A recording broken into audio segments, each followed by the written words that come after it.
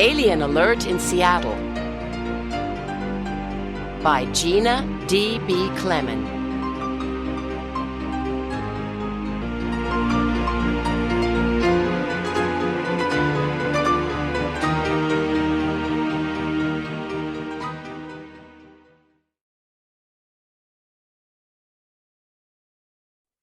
Chapter 1. Alien Alert. My name's Karen Nielsen, and I'm 15 years old. I'm tall, and I have short red hair and green eyes. I live in Seattle, Washington. It's a wonderful green city, and I love it. I live with my parents and my dog Tex in a yellow house with a lovely garden. Tex is a big brown dog, and he's 3 years old. I have a lot of fun playing with him.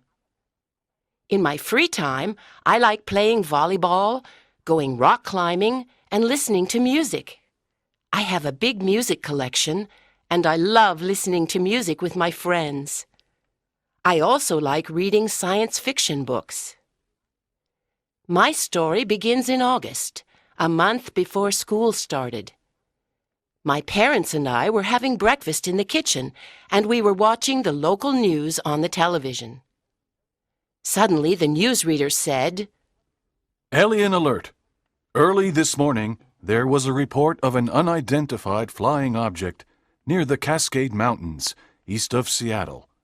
2 tourists saw a UFO in the sky above them. They said it was gray and round. They also said it didn't make any noise. Later this morning, a high school teacher saw the same UFO flying above her house. The Seattle police are investigating." "Wow," I said. "An alien spaceship here in Seattle. This is exciting." "Do you believe it?" asked my mom. Who knows? I don't think we're alone in this big universe, said my dad. The Earth is only a small planet, you know. I started thinking about aliens and went to the library to look at some books about UFOs. That evening, all the newspapers had Alien Alert on their front pages. A month later, I went back to high school. This is my 2nd year at Washington High School, and I like it a lot. When I finish school and university, I want to become a chemist. On the way to school, I met my best friend and classmate, Barbara Reynolds. She is a tall, pretty girl. She lives near my house, and we always walk to school together. She is Afro-American and one of the best students at our school. She wants to become a doctor. Basketball is her sport, and she plays on the girls' basketball team. Like myself, she also enjoys listening to music. "We have some new teachers this year," said Barbara happily. "I hope they're all men and cute." "Me too. We need something new and interesting in our lives," I said, laughing. Barbara and I like talking about boys and clothes. It is fun. "Did you buy any new clothes for school?" she asked. "I bought these new jeans and this black belt," I said. "The jeans look great with the pink t-shirt," she told me. "I bought this new blue jacket and white trainers for the fall." "Did you hear about the news about that UFO near the Cascade Mountains last month?" I then asked. "I was in California visiting my grandmother, so I didn't hear much, but I read about it online," said Barbara. "People see at least one every month in the United States, but no one has ever seen an alien." "Do you think they really exist?" I asked. "I don't think we're alone in the universe," she said. "But it's a mystery." I agree. We got to school at 8:30 and went to our first class, science. There was a man of about 30 in the classroom. Hello, I'm Mr. Kent, your new science teacher, he said. Barbara and I looked at him. He was tall and quite slim. He had blonde hair and brown eyes. He was well-dressed and had a friendly face. "We're lucky," whispered Barbara. "He's really cute." "You're right," I whispered, laughing. What's your name? He asked, smiling at me. "Hi, I'm Karen Nielsen," I answered. Then he looked at Barbara and asked, And who are you? My name's Barbara Reynolds. At that moment, an airplane passed over our school and made a lot of noise. Everyone in class looked out of the window, but the sun was very bright in front of us, and it hurt our eyes. We turned away from the window, but Mr. Kent didn't. He looked directly at the airplane and at the sun. How strange, I thought. The sun doesn't hurt his eyes. When the science lesson was over, we went to the English lesson. The new teacher was a very thin man with black hair and green eyes. He had a small nose and a pale face. What a strange teacher, I whispered to Barbara. Very strange, she whispered. The new teacher didn't smile and spoke slowly and coldly to the class. My name is Mr. Wilkinson, and I'm your new English teacher. I don't want any talking in class. This year we're going to study William Shakespeare and other great writers. Ugh, how boring, said two boys who were sitting at the back of the class. Stop that now, said Mr. Wilkinson. Now open your literature books at page 5. His voice was strange. He sounded like a robot. Barbara touched my arm and whispered, He's terrible. How are we going to survive this class? I looked at her and whispered back, I have absolutely no idea. Chapter 2. A Strange New Teacher. Everyone at school had lunch at 12:30 in the cafeteria. I always had lunch with Barbara and Walter Andrews, a 16-year-old boy. He was tall and had dark brown hair and dark eyes, and I liked him. He was a quiet boy and didn't have many friends. His favorite subjects were math and science, and he liked computers a lot. His parents were divorced, and he lived with his father and his cat, Tootsie. He was often lonely because he never saw his mother, and his father was always at work. He loved Tootsie and spent a lot of time with her. What do you think of our new teachers? I asked Barbara and Walter. Well, I think Mr. Kent is really cute. He's friendly, too, said Barbara. But did you see the way he looked at the airplane? The sun didn't hurt his eyes, said Walter. Did you hear Mr. Wilkinson's voice? I asked. He talks like a robot. His voice is so cold. And he's unfriendly, said Barbara. Hey, look over there. Look at what he's drinking, whispered Walter. We all looked at Mr. Wilkinson, who was sitting by himself in a corner of the cafeteria. He had a strange lunch. There was a glass of green juice in front of him, and on the table there were some black pills. He put 2 of them into the glass, and the green juice started to make bubbles. Then suddenly it changed color and became red. Mr. Wilkinson took the glass and slowly drank the mysterious red juice. We looked at each other nervously, but then started laughing. How can he drink that? I said. Perhaps it's a new diet, said Barbara. And that's why he's so thin. I don't think so, Walter said. There's something strange about our English teacher, I said. The next morning, during the English lesson, Mr. Wilkins started asking us some personal questions. Andrews, Walter Andrews, said Mr. Wilkinson. Tell me something about yourself. Walter was surprised because teachers didn't usually ask personal questions. Well, I like computers, and my hobby is astronomy, he said. I have a small telescope, and I like looking at the stars. I have a pet called Tootsie. She's a black and white cat. Good. You have an interesting hobby. Thank you, Walter, said Mr. Wilkinson. He then asked other students about their life and hobbies. I thought, perhaps he wants to know more about us.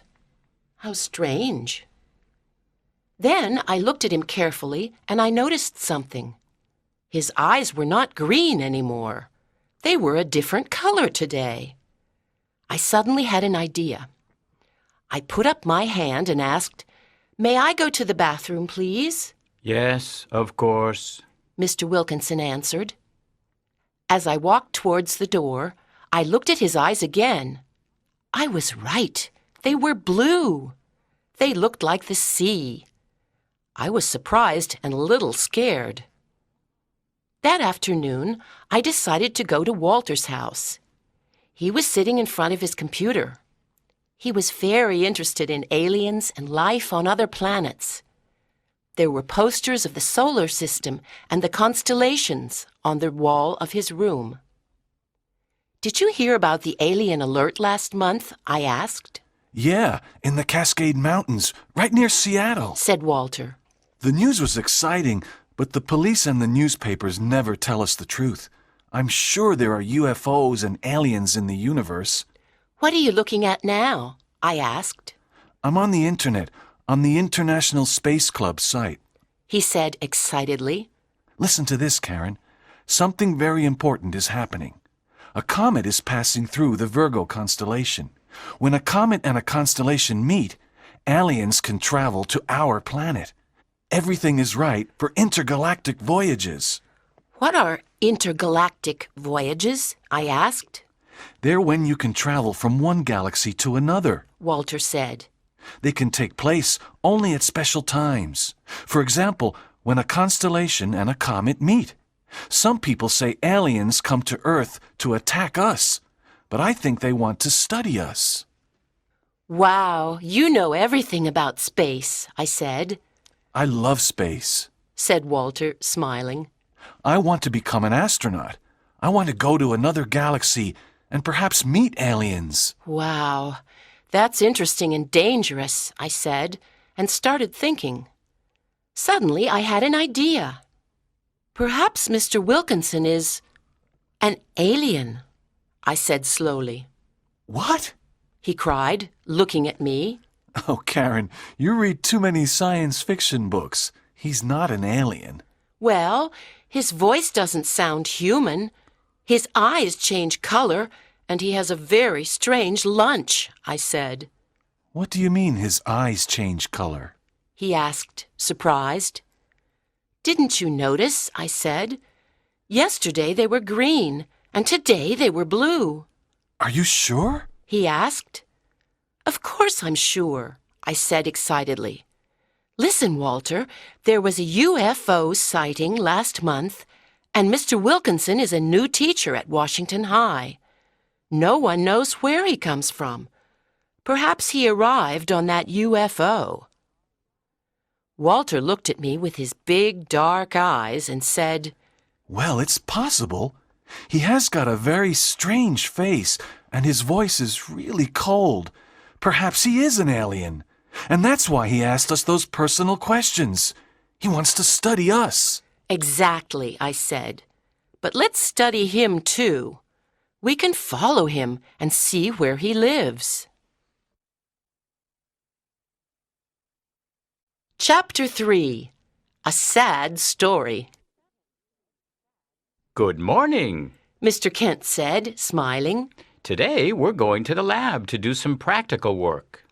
The lab was a big room with long tables, chairs, and big cupboards. There were white mice in cages.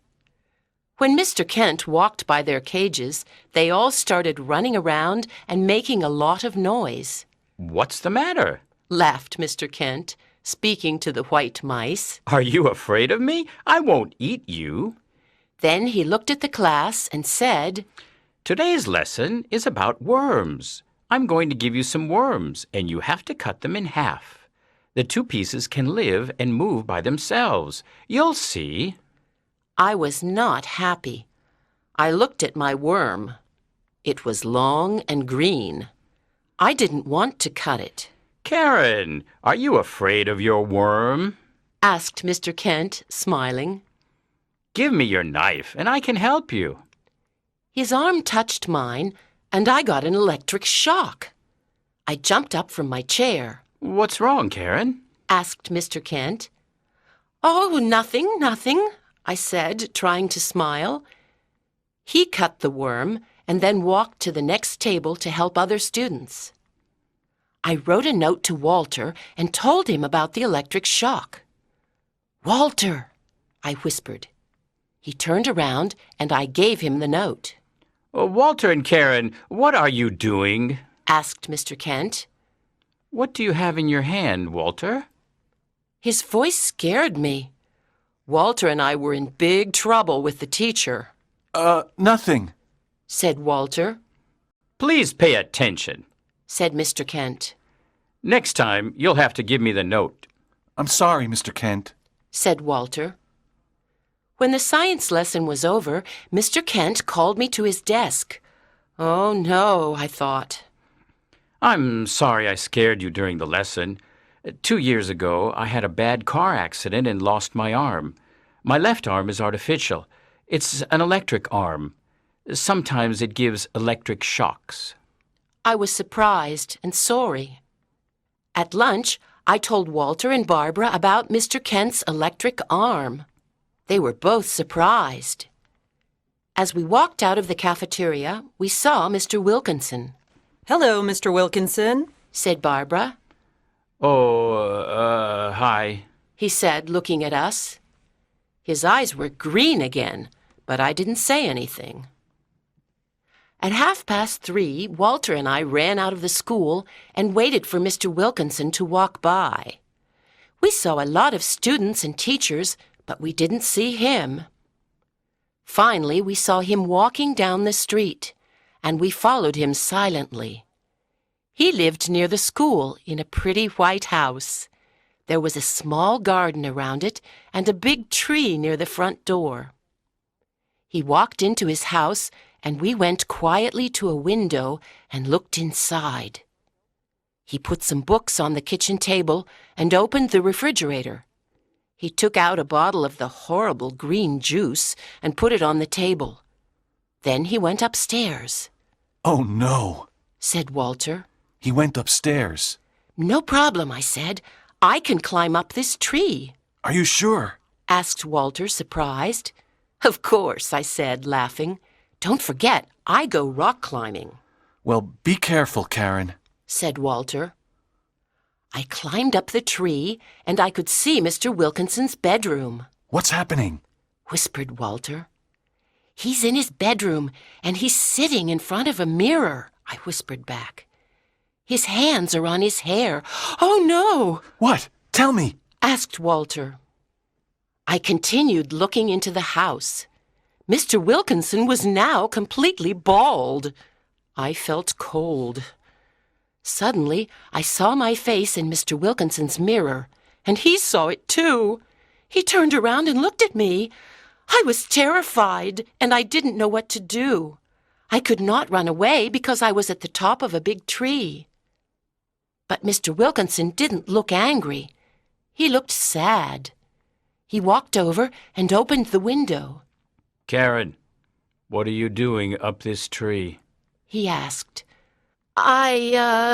Please climb down. He said. I want to talk to you.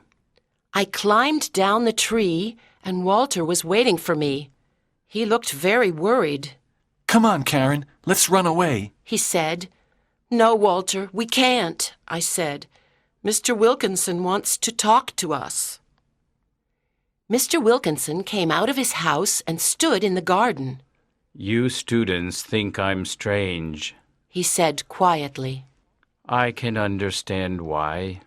Walter and I were terrified. Let me tell you my story. Last year, my doctor told me I was very ill. I had cancer. Oh, how terrible! I'm really sorry, I said. Yes, it was terrible.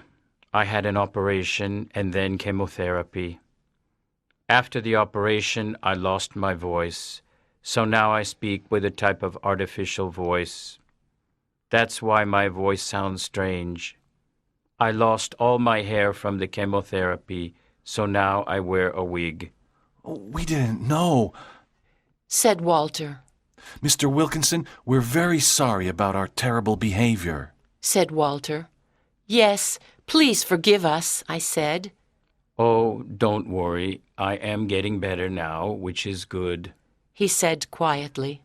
May I ask you a question? Walter said. Of course. What's that green juice you drink at lunch? Walter asked. He smiled and said, The green juice and the black pills are medicines. But why do your eyes change color? I asked. So you saw that, did you? You kids see everything. Said Mr. Wilkinson. I wanted to do something different, so I bought a pair of colored contact lenses. I thought a new look could make me feel better. Did the contact lenses make you feel better? I asked. Mr. Wilkinson looked at me and smiled. A little. It was nice having something different for a day, but it's my job that is really making me feel better. You like your job, don't you? Asked Walter. I love my job. Said Mr. Wilkinson, smiling. It's wonderful to work with young people like you. Do you like Seattle? I asked. Yes, I do. Said Mr. Wilkinson. It's a beautiful city with lots of parks and fun things to do, and I'm starting to make a few friends. Good, I said, smiling. Welcome to the Emerald City. We all laughed. Chapter 4. Who's in the computer room? After leaving Mr. Wilkinson's house, Walter and I talked about our visit. Both of us felt very sorry about our behavior, I think we learned a big lesson today. said Walter. Some people seem strange because they have problems, big problems. But they're people just like you and me, and they need our help and friendship. I agree with you, Walter, I said. But we learned 2 important lessons today, thanks to Mr. Wilkinson. We must help and understand others. And it's not nice to invade someone's privacy. I thought about Mr. Kent and his artificial arm. He was another person with a big problem. Well, the mystery is solved, I said. Mr. Wilkinson isn't an alien. He's a very nice teacher. We walked in silence for a few minutes. We were both thinking about Mr. Wilkinson. Hey, do you want to get an ice cream now? I finally asked Walter. Good idea. Walter said. Let's invite Barbara. Yeah, let's, I said. It's almost 5 o'clock and basketball practice is over. I'll send her a text message. 30 minutes later, we met Barbara and we sat down by the sea and ate our 3 large ice creams. So, what's happening? Asked Barbara. We have a lot of news for you, I said. Really? Well, don't make me wait. Tell me immediately, Said Barbara, laughing. We told her everything.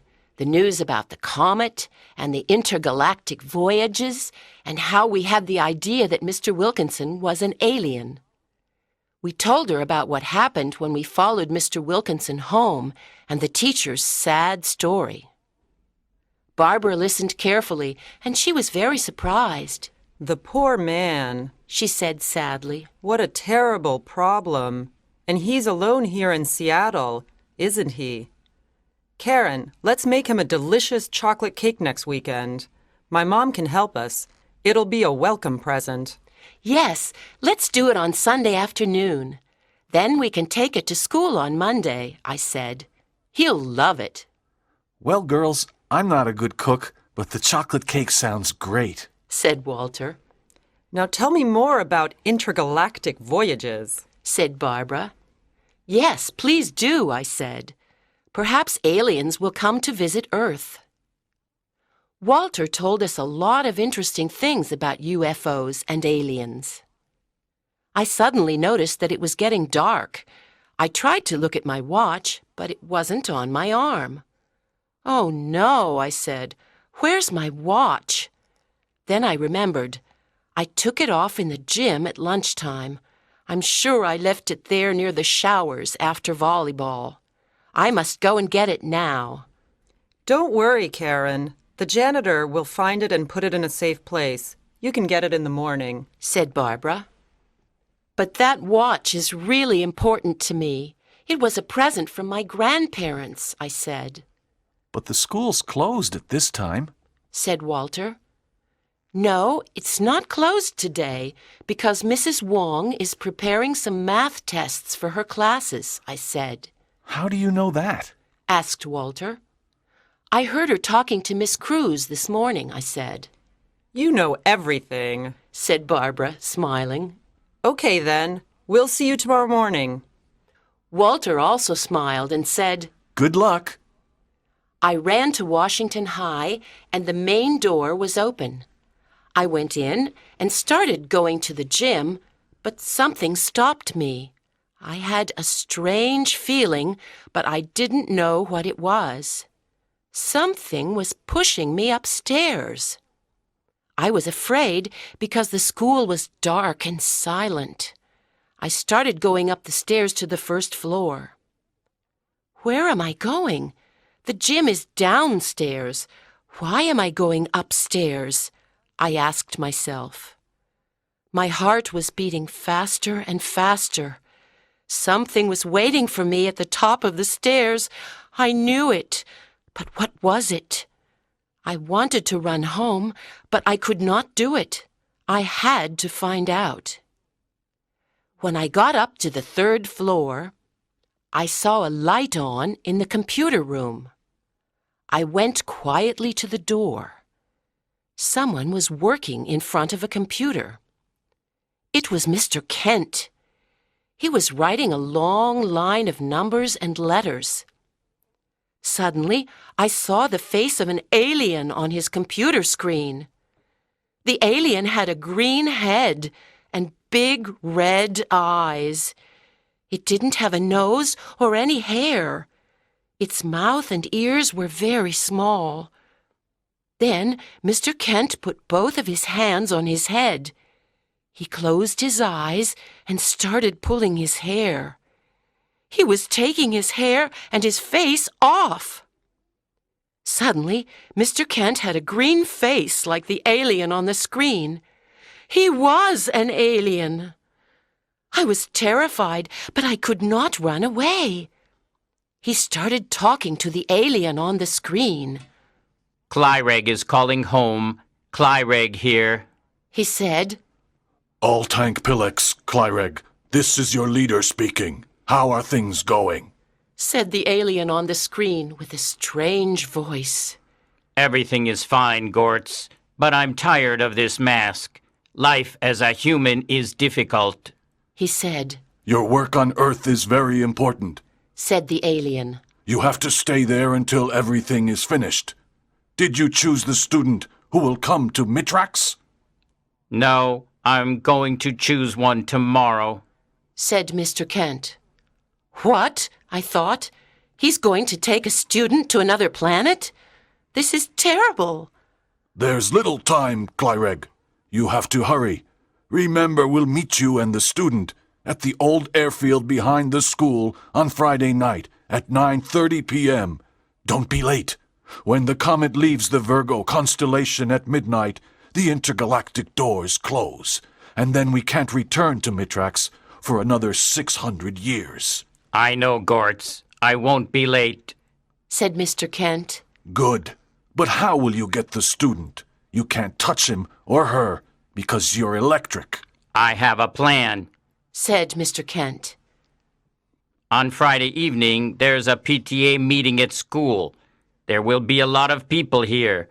Teachers, parents, and students.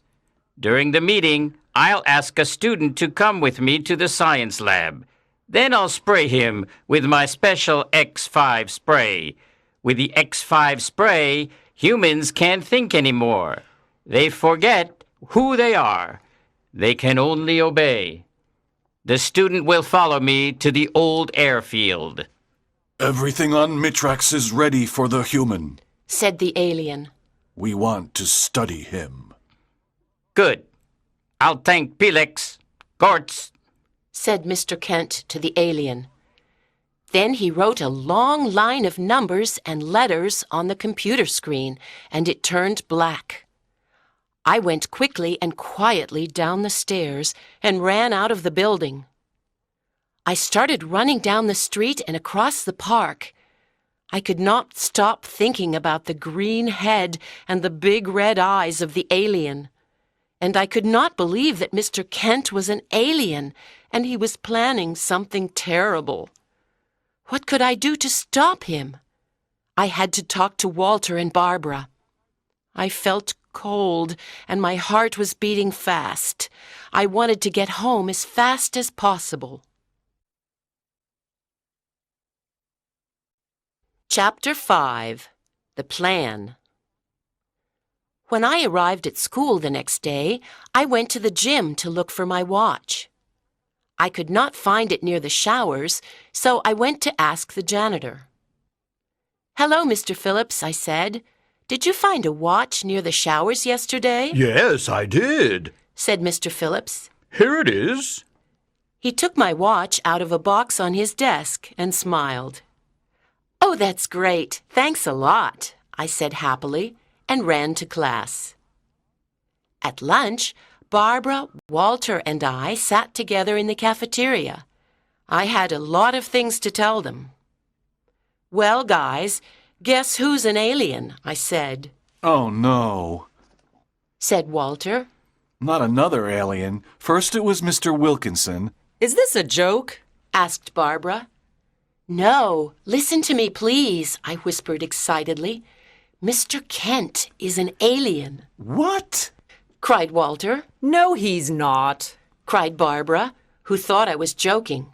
"Shh, be quiet," I said. Some of the other students turned around and looked at us. "Let me tell you what happened last night." I told them everything about last night. My friends were shocked, but they believed me. They stopped eating their lunches. Do you remember the alien alert in August? Asked Walter. All the newspapers were talking about it. Yeah. Said Barbara. Some people saw a UFO near the Cascade Mountains. Then Mr. Kent is one of the aliens from the UFO. Said Walter. Do you remember how he looked at the sun the first day of school? And how the mice in the cages were afraid of him? Wow!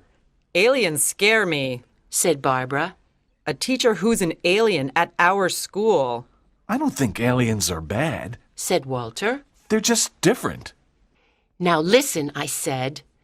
Other aliens are coming to the old airfield Friday night in their spaceship. They want to take Mr. Kent and a student to their planet, Mitrax. They want to study humans. A student? Cried Barbara. That's one of us. We have to stop him. Said Walter. Are the aliens coming this Friday? Asked Barbara. Yes, on the day of the PTA meeting, I said. And today is Thursday. We only have one day to do something. I have an idea. Said Walter. What is it? I asked. We have to find the special X5 spray and take it away from Mr. Kent. Walter said. Without it, he can't take the student. Great idea. Said Barbara. The spray is probably in the science lab or in his house. This afternoon when he goes home, we can look for the spray in the science lab. Said Walter. But all the sprays and bottles are in locked cupboards, and we don't have the key. Maybe my brother Matt can help us. Said Barbara. He's a policeman, and he has a special key that opens all doors. Can we use it? Asked Walter. Well, I can't tell him our story because he'll never believe it. Said Barbara. But sometimes he goes to work and leaves the special key in his room. I'll look for it and take it. Then I'll put it back. Be careful, Barbara, I said. We don't want trouble with the police. We started laughing. It was time to go back to our afternoon classes, math and American history. I was happy when school ended at 3:30. Barbara and I went to her house, and Walter stayed at the school library. When we got to Barbara's house, no one was home. We went to Matt's room and looked for the special key, I hope Matt didn't take the key with him. said Barbara. She opened all the drawers and cupboards in his room and looked for it. Here it is. She cried happily. It was at the back of his desk drawer. Oh, great! Now let's go back to school, I said. We went back to school quickly and called Walter, who was still studying in the library. It was almost 5 o'clock, and there was no one in school. We went upstairs to the science lab. The door of the lab was open, and someone was inside. Oh no, it's Mr. Phillips, the janitor. Walter whispered. Let's hide in the bathroom, Said Barbara. We hid in the bathroom for a few minutes. Then we heard Mr. Phillips go downstairs, Okay, now we can go to the lab. said Walter. We went inside the lab and looked around. There was a big sign on each cupboard that said, "Danger! Toxic chemicals inside." We opened the 2 big ones and looked at every bottle. There weren't any spray cans. Then we looked inside the smallest one and found a small black spray can. It didn't have a name, All the other bottles and cans have a name. said Walter. This must be Mr. Kent's spray. He took it out of the small cupboard and said, It's very heavy. "Who wants to take it home?" I asked, Not me. said Barbara. My mother always looks around in my room. Mine does too, I said, Oh, I'll take it home. said Walter. A spray can from another planet. I can study it. Don't spray yourself with it. Barbara said, laughing. Walter, Barbara, and I went home because we had a lot of homework to do. After dinner, the phone rang and I answered it, Hi, Karen. said Walter. Can you come to my house? I have to talk to you. It's 8 o'clock and I'm doing my homework, I said. Karen, please. This is important. Walter said. Are you all right, Walter? I asked. You sound strange. Please come, Karen. It's important. Okay, I'll be there in 15 minutes, I said. I quickly put on my jacket and ran downstairs to the living room. My mom was reading the newspaper and my dad was watching TV. Tex was sitting next to them. Mom, I'm taking Tex out for a walk, At 8 o'clock at night? my mom asked, surprised. Yeah, I'm tired of studying, I said. I really need to take a walk and get some fresh air. I'll be back by 9 o'clock, Some fresh air is good for you, Karen. said my dad. It's a nice evening. See you later, I said. Tex and I walked down the street and crossed the park quickly.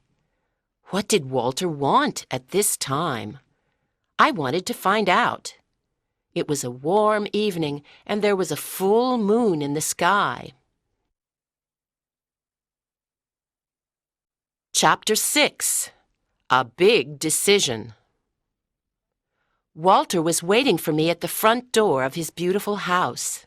Hi, Karen. He said, You can leave Tex outside in the garden. Tootsie doesn't like dogs. I know, and Tex doesn't like cats either, I said, laughing.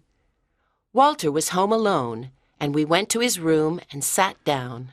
Karen, I have some news for you. He said. News? What news? I asked. I want to go to Mitrax with Mr. Kent. Said Walter. What? I cried.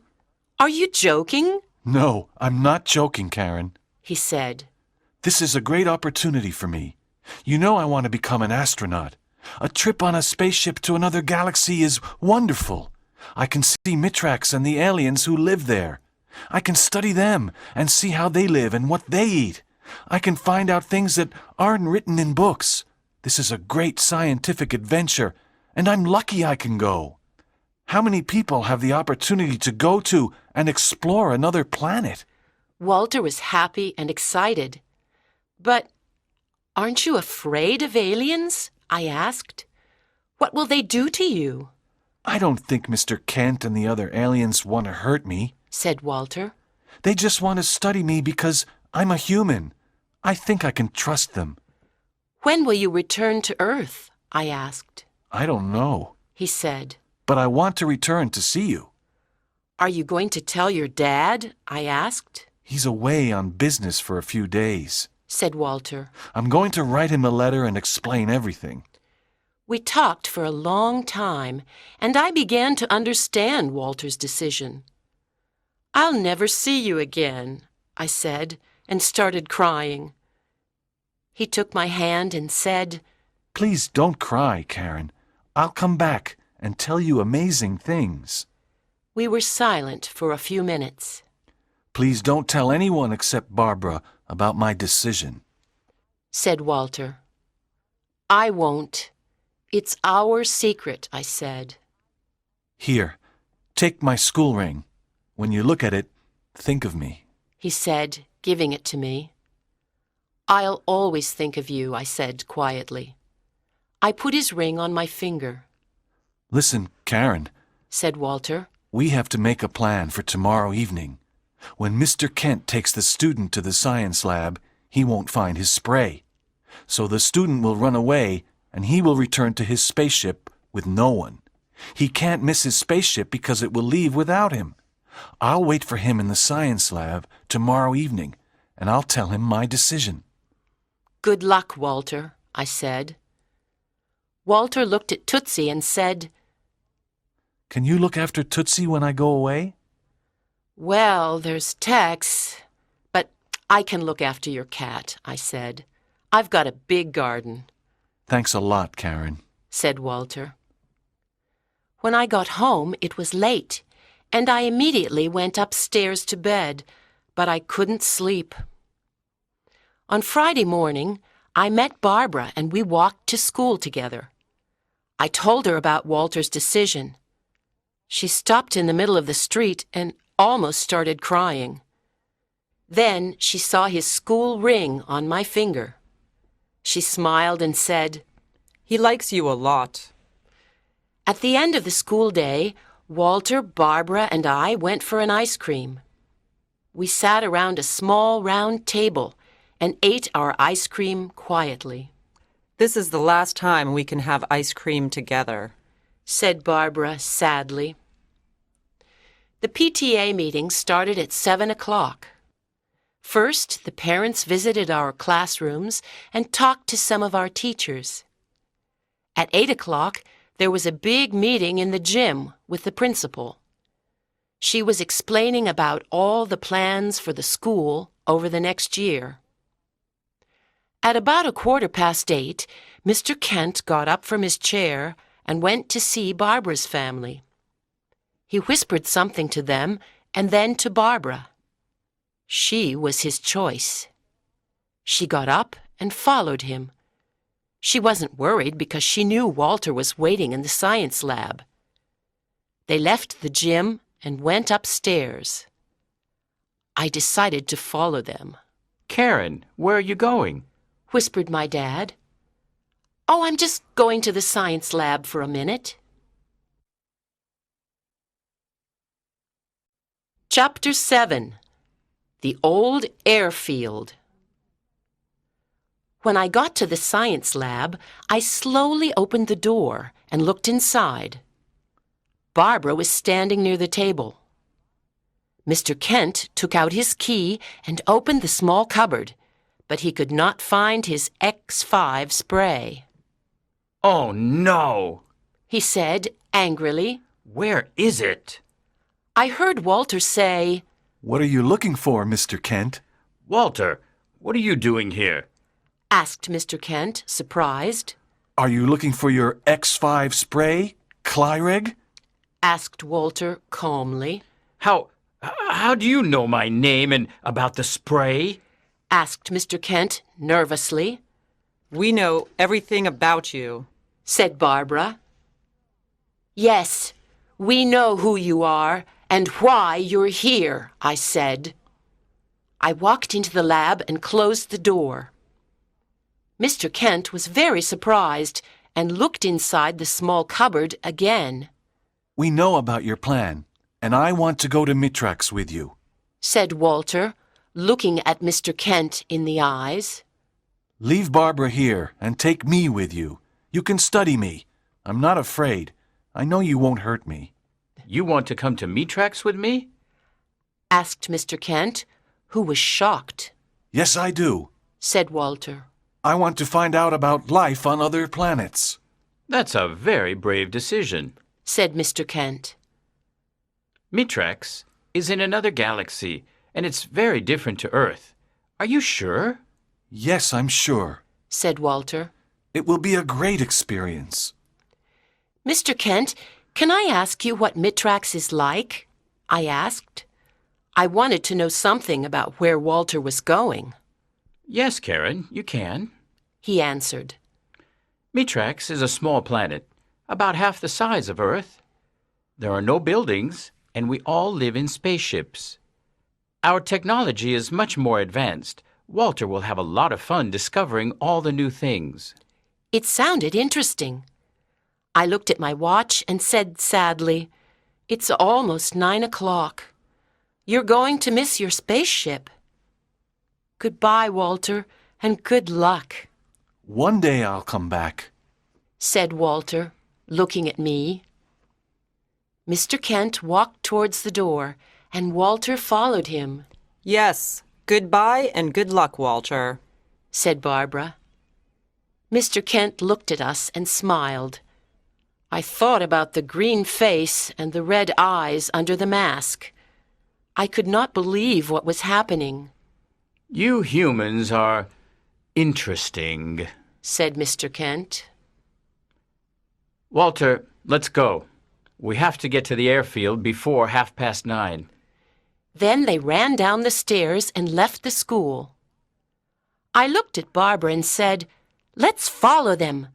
We can see the spaceship and perhaps a few aliens," Yeah, let's go. said Barbara.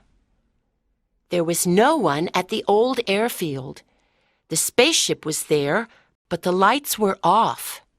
It was gray and round. Mr. Kent and Walter were standing in front of it. Suddenly the lights came on and a door opened.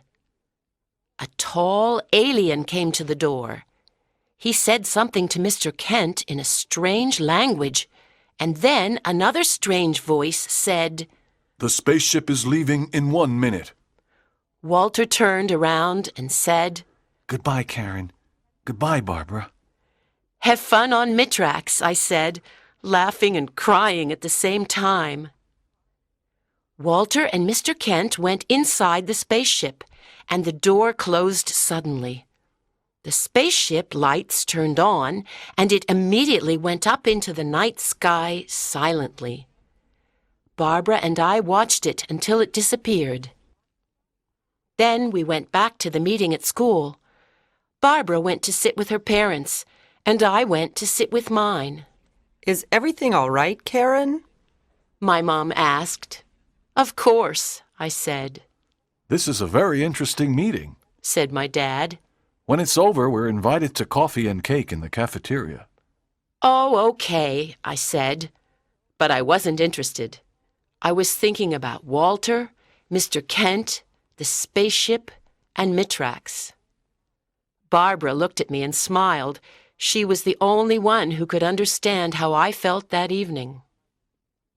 6 months later, the day after the PTA meeting, Barbara and I told everyone the truth about Mr. Kent and Walter. The news was on the front pages of every American and foreign newspaper. There were hundreds of articles about the UFO, Mr. Kent, Walter, and Metrax. Journalists came to our school and interviewed us. They took pictures of us and the old airfield. TV stations from all over the world also came to film Washington High School. The news was on television for weeks. Then things slowly started to get back to normal. At school, we now have a new science teacher. Her name is Miss Lundberg, and I don't think she's an alien, but who knows? Mr. Wilkinson is feeling better, and he often smiles and laughs. He's starting to eat a big lunch in the cafeteria, like everyone else. We all like his English class because he is an excellent teacher.